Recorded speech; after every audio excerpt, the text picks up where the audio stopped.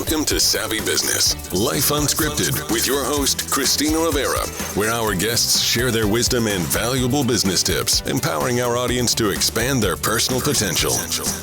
Hi, Tiana Sanchez. Welcome to Savvy Broadcasting, Life Unscripted. I'm so grateful to have you here this wonderful afternoon, talking to our savvy business owners on how to bootstrap a startup despite some blocks that you might have getting started. I know myself, I just told you before we got started, that often we will be blocked from making the best actions appropriate when getting started.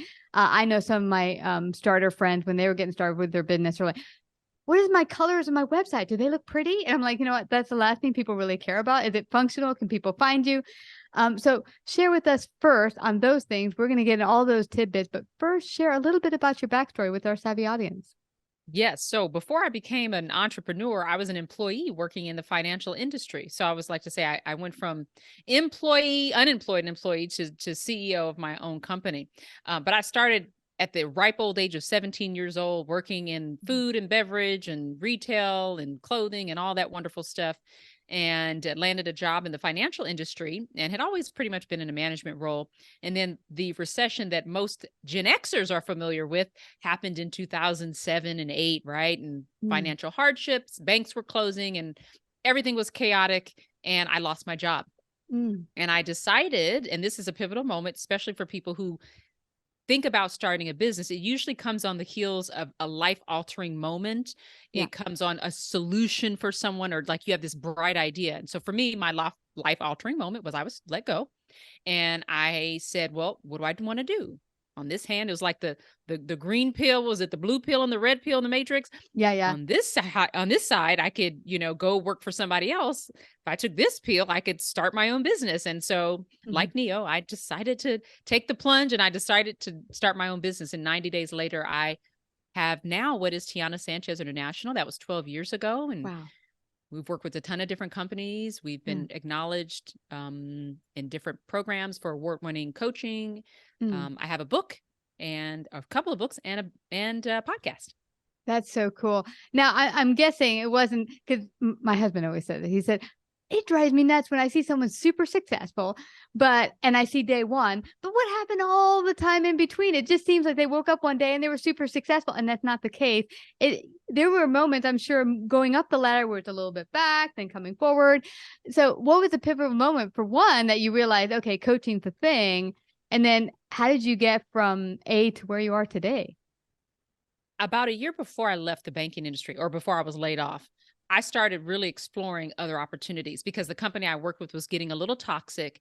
And I started thinking, I didn't even realize it, of an exit strategy, but I had never left a job. I had never, let's say, been let go and really resigned at a place where I was happy. And so I looked at the coaching environment, and it came about because at the time, life coaching was like out of this world. It was just like everybody was doing life coaching, and you would just see coaching here, coaching. And it's a $1 billion industry.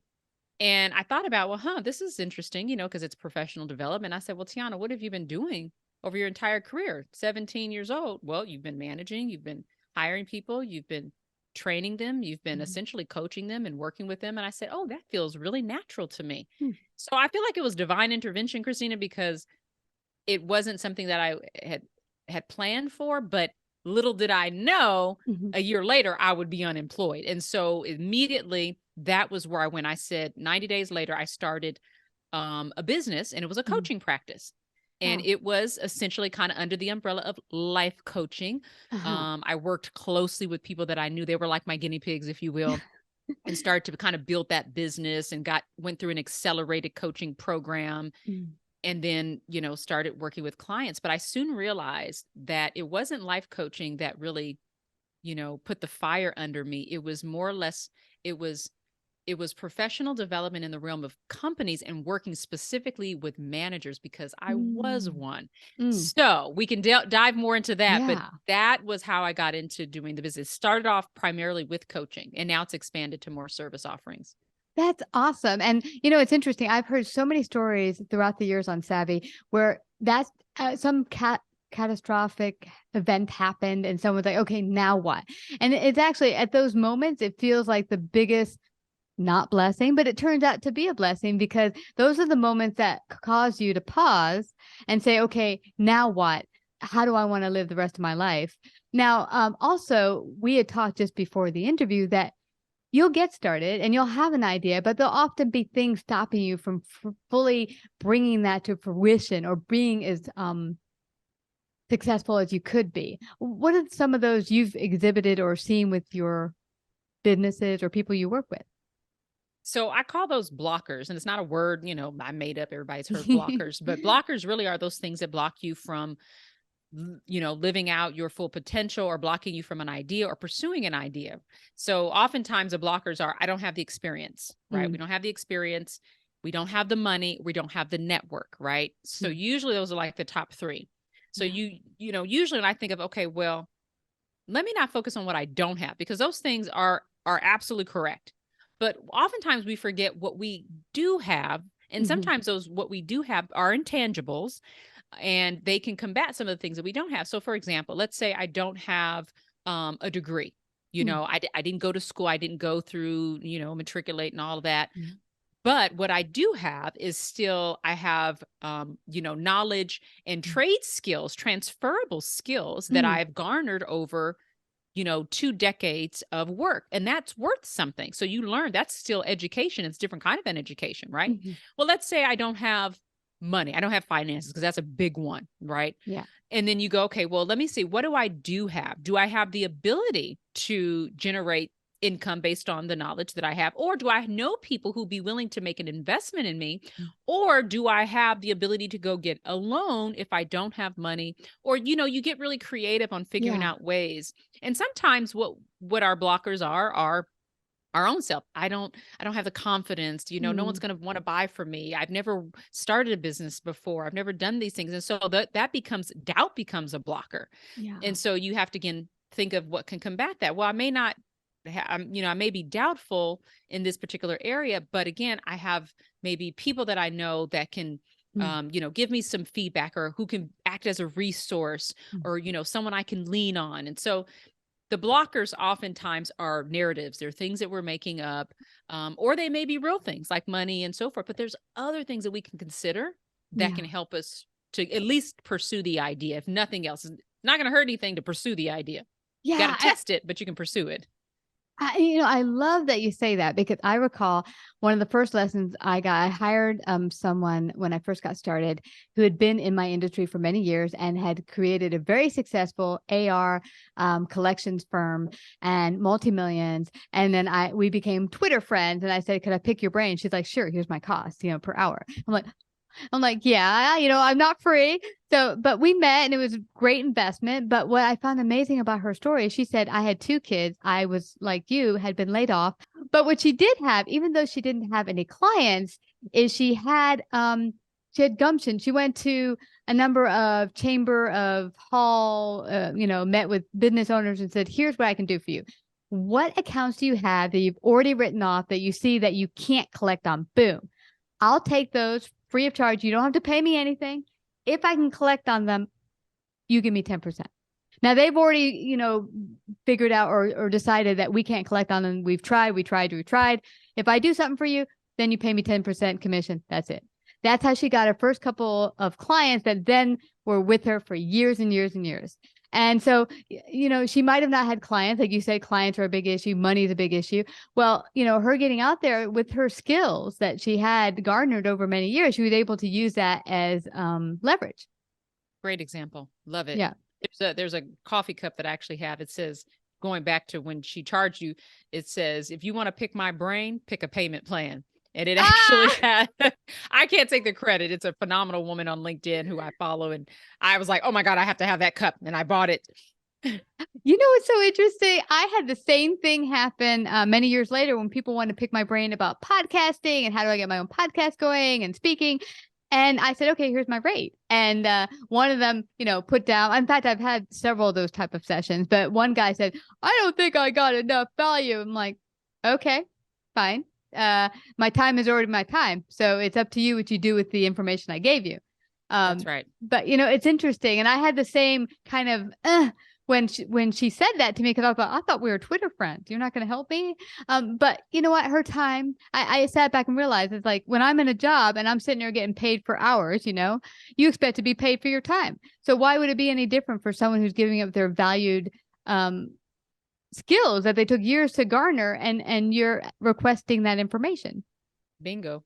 Yeah, absolutely. Now, what have you seen? Because one thing I find is often business owners will be preoccupied with silly things like, oh, how's my business cards look? And da da da. Instead of paying attention to things that kind of move the business forward. I kind of see those as blocks, as being fearful to do the things that really build your business, because it feels easier just to work on the website, the newsletter, and all that stuff. Honestly, I if I had to do it over, I would have done a few things differently. One of them, I'll tell you what I did do. One of the things that I did do is I started attending different, classes. I went to every seminar, webinar, everything that I could get my hands on so that I could educate myself, because I was coming from, again, an environment where I didn't know what it was to run a business. No one in my family at the time that I was aware of had run a business. I would later find someone in my family line that did. And I also did not graduate from college. I didn't have a degree. And so I just said, I'm going to absorb everything that I can, and immediately out the gate. But what I would have liked to have done is been more operational savvy. So when we think of our business, you have business operations, right? You think of your finance side, you think of your sales process, you think of your marketing. It's everything that a regular company would have, right? Those departments, you have to have those departments in your business. The only difference is you're the head of all those departments. And as one person, usually in a company, you got different people for different departments. But as a budding entrepreneur, you're over finance, you're over sales, you're over marketing, you're over technology. And having a greater understanding, and also knowing that I don't have to do it alone. And I realized that probably midway, having partnerships and bringing people in to help go do my finances, and having a team do marketing and so forth. But early on, I would have loved to have greater understanding. And then second, I would have loved to have taken some business classes to understand how to read my P&L statement, why it's important to have a balance sheet. So while having a website is definitely helpful, and you can do them very easy now, back in the day, it wasn't so easy, but you can do them very easy now, and you get a page up there. It is helpful because, like you said, you want people to find you. But if you have a stellar LinkedIn profile, that could be a great starting point, because LinkedIn, and I don't have any, stock yet in LinkedIn, but they're a great platform for marketing yourself, and they could be a good substitute in lieu of a website. And then instead of business cards, Christina, I don't even have regular business card. I have an app on my phone. So when I go to events, I'm like, here, scan this, and it downloads my contact information. That's It's great. so easy. So today there are definitely things that you can do to minimize like those concerns and worries about, I got to get my business cards and my website. Focus on your business operations and getting that in sync. That is such tremendous advice. I mean, getting started, it is overwhelming knowing all the little bits. And that's kind of why I started Savvy at first, because there's so many bits even today I'm still learning about. But it's great when you can start to, and here's something important I learned several years out, is that I used to think, oh my God, I can't afford a full-time person or even a part-time person. But like you said, getting help doesn't have to be that. It could be a vendor that you hire from time to time to help you with necessary marketing or whatever to get started. So it doesn't have to be a full-time, part-time person that you have to worry about paying their salary to get started. It could be per project or things that you need individually done for your business. That is the biggest myth, that we can't afford to hire a team, that it's going to cost, thousands upon thousands of dollars. And I'm so glad that you said that, because there are, virtual teams. You can hire someone on a per project basis. You can hire someone hourly. You can hire interns. You can hire college graduates to do various parts of the project. And there's wonderful websites. You have Upwork, you have Fiverr, you have, companies that, that I work with that help me with my virtual team, that help me to staff various roles. And so it is absolutely doable. And there's tools like Canva. If you don't think you can hire a graphic person or a marketing team, Canva is great, because they already have the templates. Just plug in your info. Hey, there you got a Twitter post or Instagram post or what have you. So there's definitely tools and things. And so I'm glad you brought that up. It is one of the biggest myths that you can't afford a team. You absolutely can. In this age of technology, it's amazing. And I also started using Chat GPT as a tool, not like to do everything for us, but the idea that it could help with some marketing or whatever. And it does cut down on time. So what's another thing that I don't have enough time, I'm just overwhelmed, I have the kid. Well, this is yet another tool that you could use to help grow your business. Now, if you're a good, how should you say, editor and such, you might not need it a lot, but it can give you some ideas. Like I'll plug in there a certain topic and then give me a number of posts or whatever. And then I just revise it to what matches for me. So it just gives you ideas as well as tool to use to help you get up messaging and content. When you start your business, it's easy to compare yourself with other people. And what I will say to your listeners is that you have to be at your own pace and your own time. Mm-hmm. Don't look at your age or when you started. Oh, I'm so far behind because people are starting at 16 now and I'm, 32. You're at your own pace and your own time and not worrying about what others are doing in terms of where you fall in, how far you're progressing. Mm-hmm. But just think of what you need to get done and work that process and not be overly concerned about who's doing what. Yeah. And if you want to get what others have, then you have to be willing to do what they did. And I know for me, I value my time with my family. I value certain things that I don't want to work 60, 70 hours a week. Well, some people do, and they might make, 100,000 more than me. And I'm okay with that because I want my time. And so you also have to dig deep within your values to find out what's going to be negotiable and what's non-negotiable as you start your business. Yeah. And that's a great thing to get started with. Have it all down, as well as what's important to you, as you said, your values, what's negotiable, what's non-negotiable, and what you want your life to look like. I remember writing down that I wanted to work a 4-hour work day and that I wanted to get up late and meditate, exercise, and that's great. And I started that week 1. With nothing set. And I'm thinking, okay, this isn't going to work because I need to put a little bit of effort in it and build. And that's what I think you're mentioning there is look at, don't judge yourself on what others are doing, but there is a bit of effort to reach the spot where now things are flowing and start to run on its own. Because you want to get to the point where it is running on its own and you're not having to be there all the time. Yeah, I think that's a really good goal for most growing and prospering entrepreneurs is that you want to get to a point where you're still overseeing day to day, but you may not be the one that has to be involved in providing or producing every aspect of product or service of your business, that you have automated certain things or that you have a team of people under you or partnering with you that can do that. And I would say this year, 2023, we have about a team of 5 individuals that now support the business in a variety of capacities where, again, 6 years ago, we didn't have that. And so now we've progressed to a point where business has grown to where I don't have to be every place. I have individuals that partner with me that go out and teach and train and do research and analyze and all of that stuff. And it's a great partnership. So definitely something I think for a progressing entrepreneur to keep that in mind. Now tell me, there's someone listening in today. I haven't started a business yet, but I have an idea. What's step 1? What would you tell them the first couple of things they should do or think about before they get started? What's the problem that you're solving? Who else out there solves this problem?